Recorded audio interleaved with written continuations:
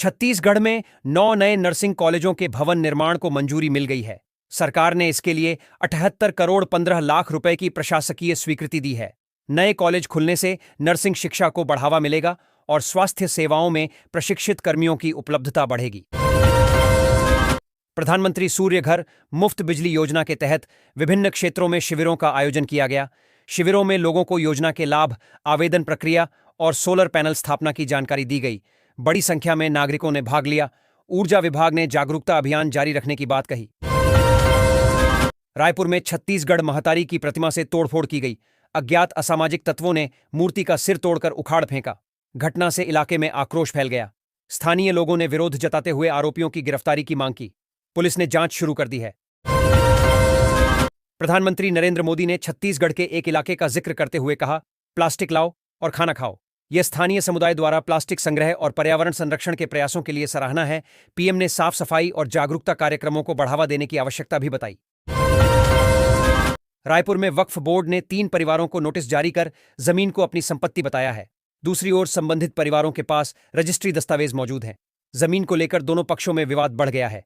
प्रशासन ने मामले की जांच शुरू कर दी है।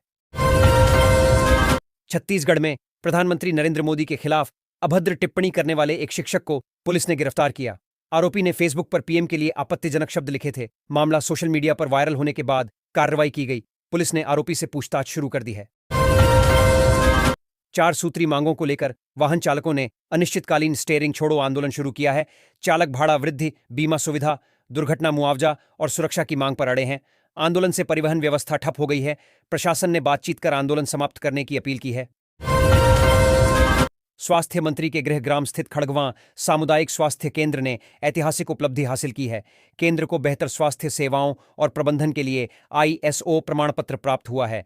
इस उपलब्धि से क्षेत्र में स्वास्थ्य सुविधाओं की गुणवत्ता और भरोसा दोनों में वृद्धि हुई है। नक्सलियों द्वारा गद्दार कहे जाने पर सरेंडर नक्सली रूपेश ने पलटवार किया।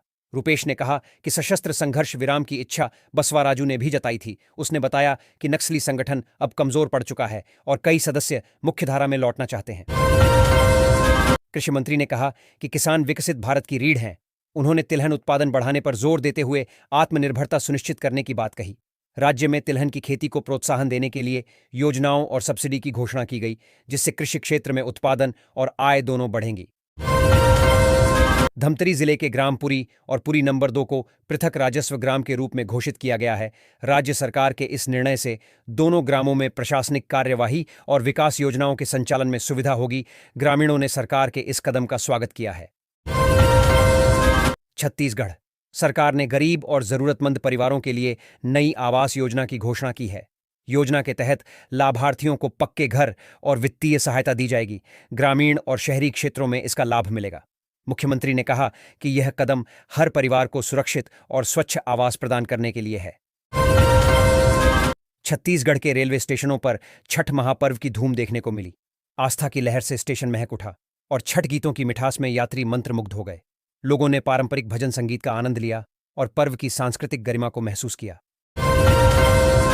बीएसपी खदान प्रभावित ग्रामीणों ने धरना शुरू कर दिया है। उन्होंने कहा कि खदान के खिलाफ उनका विरोध जारी रहेगा। स्थानीय प्रशासन ने मामले में FIR दर्ज की है, लेकिन इसके बावजूद ग्रामीण मोर्चा नहीं छोड़ रहे हैं। उनका कहना है कि उनकी समस्याओं का तुरंत समाधान होना चाहिए। छत्तीसगढ़ के कांकेर में 21 नक्सलियों ने फिर से सरेंडर किया है। इनमें 13 महिलाएं भी शामिल हैं। सरेंडर करने वालों ने सशस्त्र संघर्ष छोड़कर मुख्यधारा में लौटने का निर्णय लिया। पुलिस और प्रशासन ने स्वागत करते हुए पुनर्वास और समेकन कार्यक्रम शुरू किए जाने की जानकारी दी। प्लास्टिक कचरे के बदले भोजन देने वाली अनोखी पहल गार्बेज कैफे को देश भर में पहचान मिली है। इस कैफे में लोग प्लास्टिक कचरा लाकर मुफ्त भोजन प्राप्त कर सकते हैं। पहल से पर्यावरण संरक्षण और जागरूकता बढ़ रही है और अन्य राज्यों में इसे अपनाने की प्रेरणा मिल रही है। प्रधानमंत्री नरेंद्र मोदी ने छत्तीसगढ़ की विकास और कल्याणकारी पहलों की तारीफ की। इसके बाद मुख्यमंत्री विष्णुदेव साय ने प्रधानमंत्री के आभार व्यक्त किया। उन्होंने कहा कि यह सम्मान राज्यवासियों के प्रयासों और सरकारी योजनाओं की सफलता का परिचायक है। छत्तीसगढ़ में जल संरक्षण को लेकर व्यापक अभियान चलाया गया।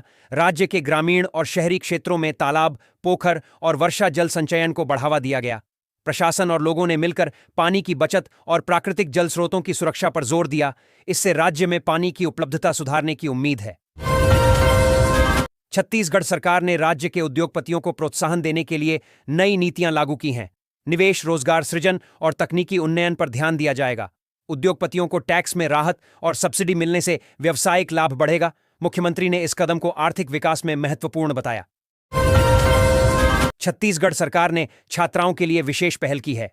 अब राज्य की योग्य छात्राओं को शिक्षा के लिए 25,000 रुपए की छात्रवृत्ति दी जाएगी। इस योजना का उद्देश्य लड़कियों की उच्च शिक्षा को बढ़ावा देना और आर्थिक सहायता प्रदान करना है। मुख्यमंत्री ने इसे महिला सशक्तिकरण का कदम बताया।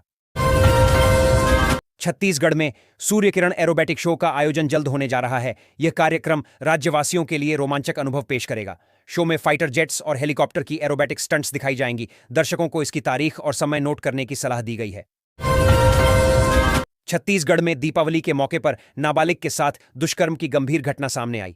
पुलिस ने मामले में 3 आरोपियों को गिरफ्तार किया है। पीड़िता को मेडिकल जांच और न्यायिक प्रक्रिया के लिए भेजा गया। प्रशासन ने सुरक्षा बढ़ाने और कानून अनुसार कार्रवाई करने का आश्वासन दिया है। जगदलपुर के गुरु गोविंद सिंह वार्ड में पशुधन विभाग ने पशु मेला सह प्रदर्शनी का आयोजन किया। मेले में किसानों और पशुपालकों ने बढ़ चढ़कर हिस्सा लिया। कार्यक्रम में आधुनिक पशुपालन तकनीक और पशुओं की खरीद फरोख्त पर जानकारी दी गई। प्रशासन ने कृषि व पशुपालन को प्रोत्साहित करने का संदेश दिया। जीन्स पैलेस के हाई प्रोफाइल जुआ अड्डे पर पुलिस ने छापा मारा। कार्रवाई में भाजपा और कांग्रेस के बड़े नेता गिरफ्तार हुए। मौके से 21,700 रुपए जब्त किए गए। पुलिस ने मामले में कानूनी कार्रवाई शुरू कर दी है और जुआ संगठनों पर निगरानी बढ़ा दी है। उज्ज्वला योजना के उपभोक्ताओं के लिए खुशखबरी है। अब लाभार्थियों को मुफ्त रसोई गैस के लिए 1,830 रुपये की आर्थिक सहायता मिलेगी। इसका उद्देश्य ऊर्जा लागत को कम करना और परिवारों को स्वच्छ ईंधन उपलब्ध कराना है। सरकार ने आवेदन प्रक्रिया को सरल और तेज बनाने की भी जानकारी दी है। छत्तीसगढ़ में सरकारी नौकरी की तैयारी कर रहे युवाओं के लिए खुशखबरी है। छत्तीसगढ़ पर्यावरण मंडल ने रसायनज्ञ के पदों पर सीधी भर्ती के लिए अधिसूचना जारी की है।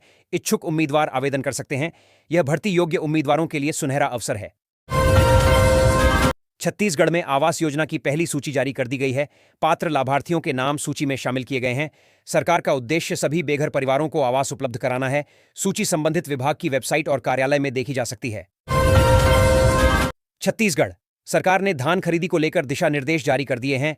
इस बार किसानों को प्रति क्विंटल धान पर 2,583 रुपए समर्थन मूल्य के साथ 600 रुपए बोनस मिलेगा। कुल 3,183 रुपए प्रति क्विंटल की दर से भुगतान किया जाएगा, जिससे किसानों को सीधा आर्थिक लाभ मिलेगा। छत्तीसगढ़ में राशन घोटाले का बड़ा मामला सामने आया है, जहां अमीर और अधिकारी भी गरीबों के हक का राशन ले रहे थे। जांच में कई बड़े नाम सामने आए हैं। प्रशासन ने जांच तेज कर दी है और संबंधित अधिकारियों से जवाब तलब किया जा रहा है। किसानों को डिजिटल सुविधा देने के लिए एग्रीस्टैक पोर्टल बनाया जाएगा। इस पोर्टल पर किसानों की जमीन, फसल और सरकारी योजनाओं से जुड़ी जानकारी एक ही जगह उपलब्ध होगी। सरकार का कहना है कि एग्रीस्टैक से कृषि क्षेत्र में पारदर्शिता बढ़ेगी और किसानों को सीधा लाभ मिलेगा।